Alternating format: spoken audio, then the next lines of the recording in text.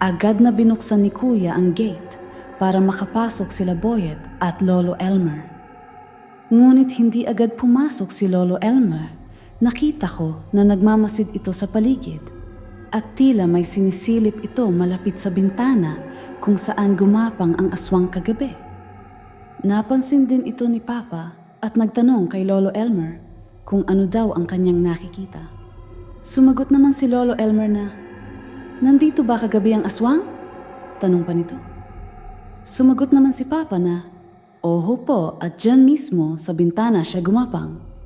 Tumango naman ang matanda at nagsabi ng, "Tama nga ang aking hinala at ito ang unang pagkakamali ng aswang." Nagtaka naman sila Papa kung ano ang ibig sabihin ni Lolo Elmer. Agaran nitong pinuntahan ang bintana at may kinuha itong isang maliit na tela. At nagsabi na pumasok na muna tayong lahat sa loob at doon ko nasasabihin ang lahat. Agad naman pumasok sila Papa, Boyet at Lolo Elmer sa loob ng bahay. Pinatawag ako ni Lolo Elmer at pinaupo sa harapan niya. Sabay pinalapit ang lahat para daw marinig namin lahat ang kanyang ipapaliwanag. Nilabas nito ang tela na kinuha niya sa bintana at pinatong ito sa maliit na lamesa. Nagtanong ito, "Alam niyo ba kung bakit may telang nakasabit doon sa inyong bintana?" Lahat kami ay umiling dahil wala sa amin ang nakakaalam tungkol dito. Ngumiti ang matanda at nagsabing, "Ito ang nilagay kong pain sa aswang, sinadya ko itong ilagay doon sa labas ng bintana ninyo."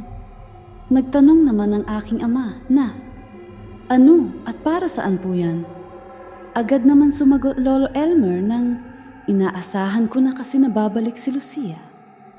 Ang hindi ko lang alam ay kung kailan. Kaya naglagay na ako ng pain para kung kailan siya pumunta ay may nakahanda na akong bagay para sa kanya. At dahil kinagat ni Lucia ang aking pain ay maroon na akong magagamit para malinlang siya." Dagdag pa nito na, "Ang telang ito ay galing sa damit mo, Alma. Ito ang damit na suot mo." Noong huling nag-usap kayo ni Lucia, nakiusap ako sa tatay mo na gumupit ng maliit na bahagi sa damit mo at kailangan kong gamitin laban kay Lucia. Hindi ko lang sinabi na ito ay iiwan ko sa inyong bintana. At umayon naman sa plano ang mga nangyari. Dagdag pa ni Lolo Elmer. Nilapitan ito ni Lucia at hinawakan. Kung hindi ako nagkakamali, baka dinilaan pa ito. Dahil naamoy niya si Alma sa pamamagitan ng telang ito. Ito ang gagamitin ko laban sa kanya. Hindi ko siya mapapatay sa pamamagitan nito, pero malaki ang maitutulong nito. Agad naman humingi ng abiso si Lolo Elmer sa aking mga magulang kung meron ba siyang isang kwartong pwedeng magamit dahil may isang ritual siyang gagawin na kailangan ay walang ibang tao, kundi siya lang. Nagsabi naman ang aking ina na doon sa bodega meron doon maliit na silid. Nakasya lang ang isang tao. Yun ay lagayan lang ng mga ginamit na sako. Agad naman tumugon si Lolo Elmer at agarang tumungo sa bodega para masimulan ang ritual na gagawin. Sinamahan ito ni Boyet pero hindi na ito pumasok sa kwarto at naghintay na lamang sa labas ng bodega. Pagkalipas ng ilang oras, ay lumabas na itong si Lolo Elmer sa bodega. Agad itong sinabayan ni Boyet pabalik sa loob ng bahay. Nakita namin na parang pagod na pagod si Lolo Elmer at basang-basa ito ng pawis. Agad naman itong kinamusta ng aking ama. Ayon pa kay Lolo Elmer ay mamayang gabi. Siguradong babalik si Lucia at siguradong magiging mas agresibo ito dahil ang ginawa kong ritual ay isang pagsunog sa parte ng katawan niya na nakaugnay sa kung anong naiwan niya doon sa tela. At dahil may duda ako na may laway niya ang telang yon, kaya kung di ako nagkakamali, ay sunog ang bunganga niya. Kaya maghanda tayo, sabi pa ni Lolo Elmer. Magsisimula na ako maglagay ng proteksyon sa labas ng bahay dahil may kutob ako na baka magsama din ito ng mga kalahi niya. Marahil ay marami tayong makakalaban. Mamayang gabi. Tumango naman ang aking ama at kapatid pati na rin si Boyet. Kami naman ni Ina, wala nang nagawa, kundi ang hawak na lang ng kamay at manginig sa takot. Dahil sa sinabi ni Lolo Elmer, agad naman nagtanong ang aking ama kung kaya bang makapatay ng aswang ang baril. Sumagot naman si Lolo Elmer na, kaya basta ang iyong gagamiting bala ay may basbas o day, kaya ay nailublob sa banal na tubig.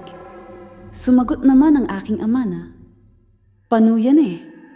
Sa lahat ng sinabi po ninyo ay walang kahit isa ang nagawa sa mga bala ko. Agad naman sumagot si Lolo Elmer na walang problema.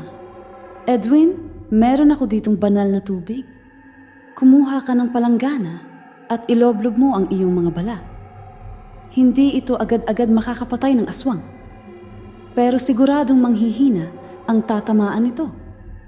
Dahil hindi sapat ang iloblob lang ang bala sa banal na tubig ng madalian.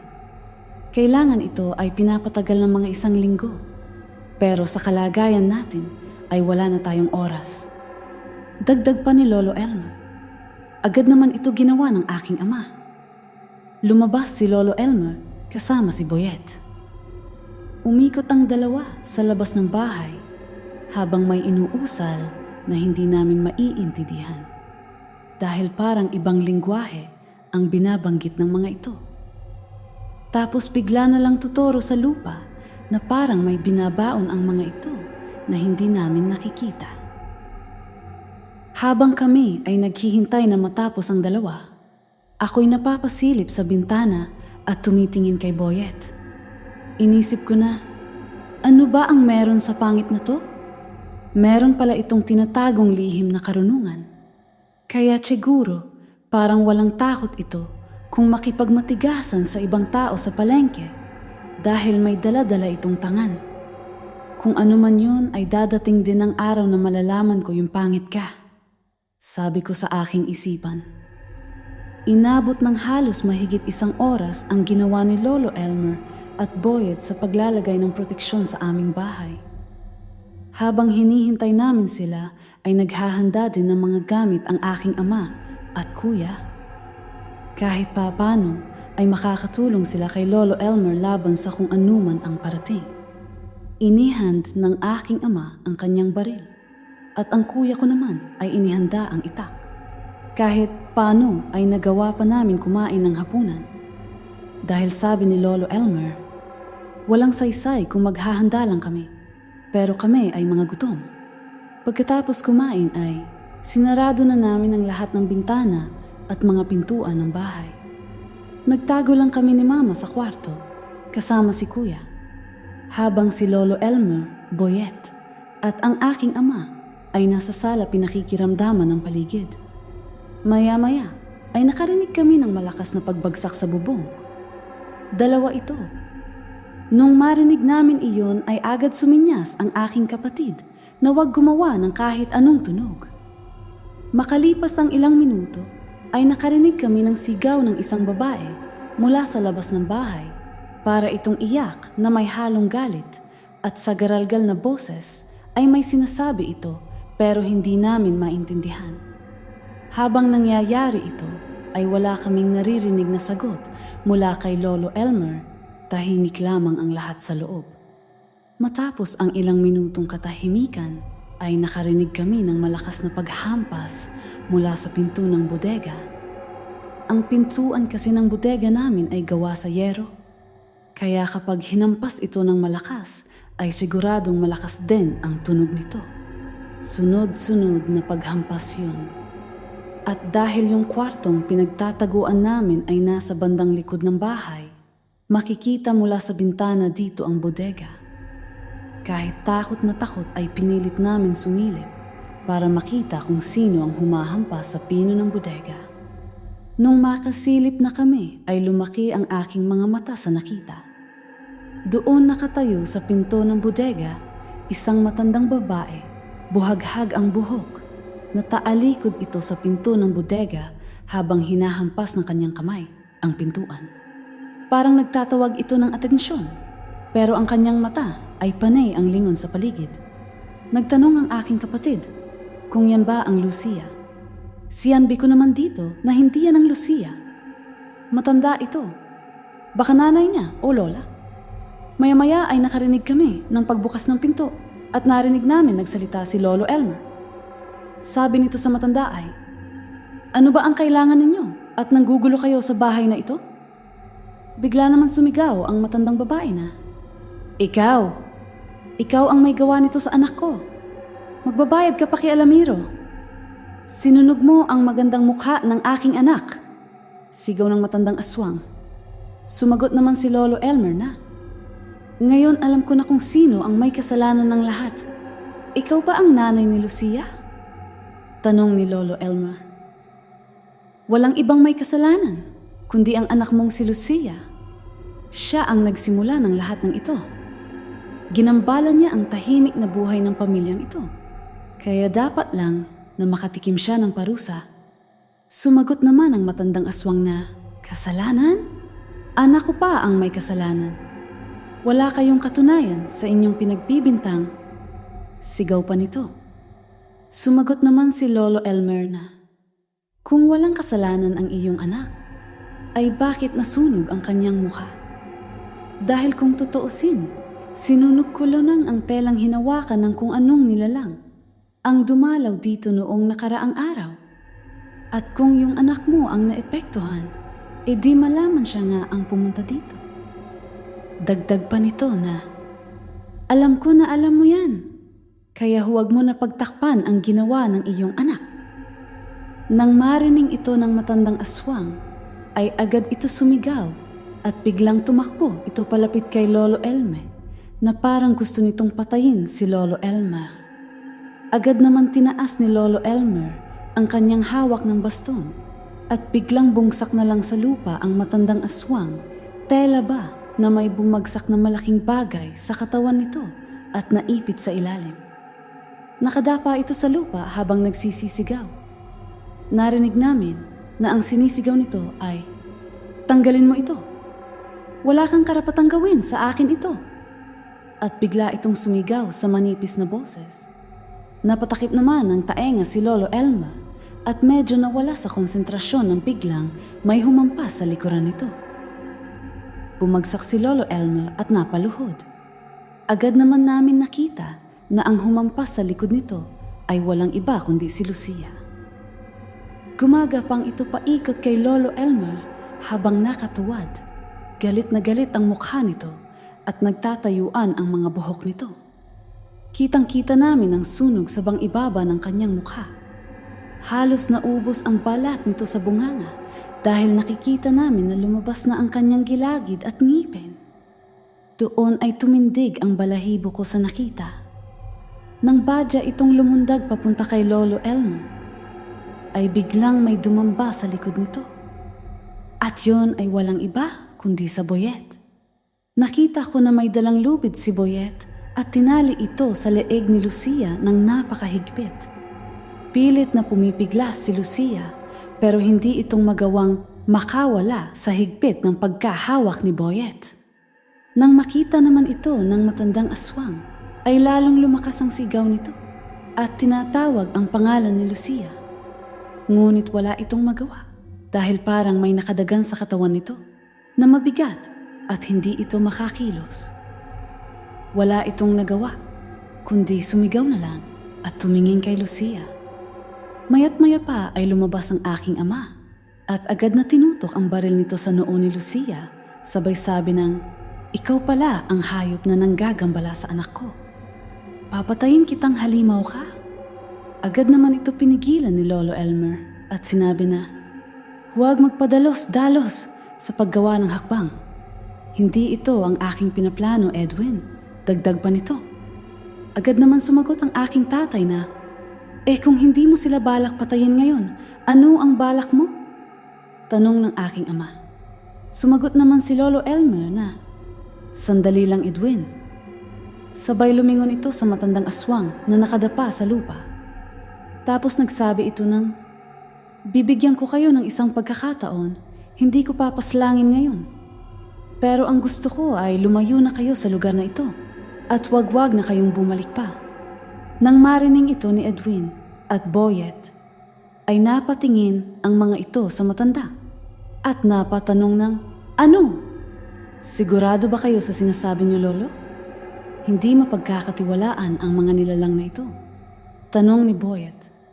Tila naman hindi sila naririnig ni Lolo Elmer at tuloy itong naghihintay ng sagot mula sa matandang aswang.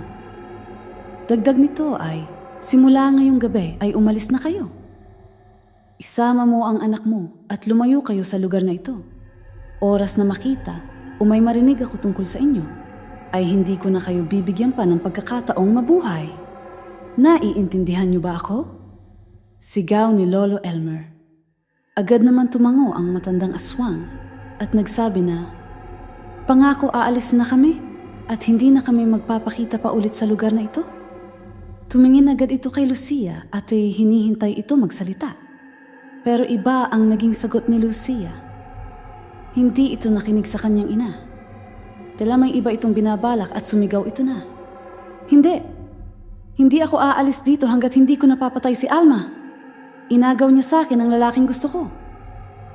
At ang gusto ko ay dapat ko makuha." Sigaw pa nito. Sumigaw naman ang kanyang ina na, "Tumigil ka na, Lucia. Mas pipiliin mo pang mamatay kaysa makaligtas? Wala tayong laban." Dagdag pa ng kanyang ina.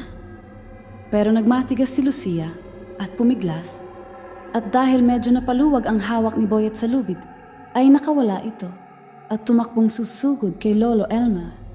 Ngunit hindi ito nakaabot sa kinatatayuan ni Lolo Elmer dahil agad itong pinaputukan ng aking ama. Tinamaan ito sa ulo, ay agarang bumagsak sa lupa. Napasigaw na lang ang kanyang ina sa nasaksihan, ay dahil wala itong magawa, ay sumigaw na lang ito at humagulgol ng iyak at pilit tinatawag ang kanyang anak. Pero huli na ang lahat, wala ng buhay ang katawan ni Lucia. Nagsalita naman si Lolo Elmer na, "Tingnan mo kung anong ugali meron ng iyong anak. Binigyan ko na ng pagkakataon, ay pinili pa rin niya ang kamatayan." Tanong pa ni Lolo Elmer, "Ikaw mamili ka? Mamumuhay ka ng mag-isa? O susunod ka na lang sa anak mo?" Tumingin na lang ito kay Lolo Elmer at hindi na nagsalita. Makikita sa mata ng matanda ang hinagpis ng isang ina. Nakatitig lang ito kay Lolo Elmer at tumutulo ang luha na tela bang pinaparamdam nito kay Lolo Elmer ang gustong mangyari. At tela ba naintindihan din ni Lolo Elmer ang gustong mangyari ng matandang aswang?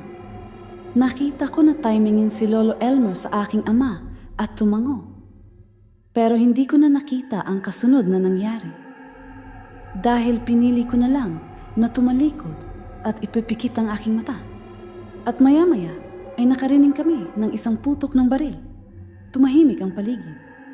Pagkalipas ng ilang minuto at narinig na lang namin na bumukas ang pinto at pumasok na ang tatlo. Agad naman nagsabi si Lolo Elmer na ligatas na ang lahat at wala nang gagambala sa pamamahay namin. Sila na daw ang bahala ni Boyet sa katawan ng mag-ina. Susunugin daw nila ito at ako daw ay nakalaya na sa kung anong nilagay ni Lucia sa akin. Wala na daw kaming dapat ipag-alala dahil tapos na ang lahat. Laking pasalamat naman ng aking ama at ina kay Lolo Elmer at Boyet sa pagtulong sa amin. At simula noon ay naging payapa na ang aming buhay. Ngayon ako na ang nagmana sa pwesto namin sa palengke. Nasa 40 anyos na ako ngayon. May 3 anak na. At ang ama ng mga anak ko ay walang iba kundi ang pangit kong kasama sa tindahan, si Boyet. Nagkatuluyan kami pagkatapos mangyari ang lahat. Inisip ko noon na imposibleng sagutin ko si Boyet. Pero biglang nagbago ang lahat pagkatapos ng nangyari. Sino ang mag-aakala na muntikan na akong patayin ng aswang dahil gustong angkinin si Boyet? Napapatawa na lang ako tuwing naiisip ko ang nangyaring may kaagaw pala akong aswang sa pangit na to. At dito nagtatapos ang aking kwento. Maraming salamat sa pakikinig.